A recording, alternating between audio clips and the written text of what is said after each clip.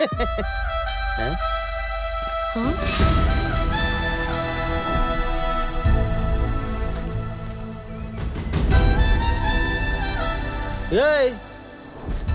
ಏನೀಗ ಬೊಂಬುಗಳು ಕಿತ್ತಾಕ್ಬಿಟ್ಟು ಮನೆ ಕಟ್ತೀಯಾ?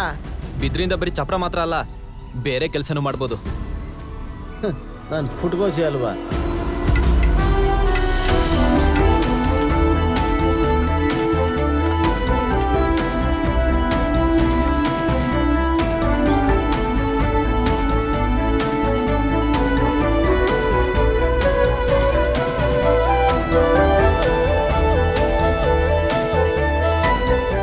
ಈ ಗಿಡಗಳಿಗೆಲ್ಲ ದಿನಕ್ಕೆ 4 ಸಾರಿ ನೆನೆಯೋ ಹಂಗೆ ನೀರು ಹಾಕ್ಬೇಕು.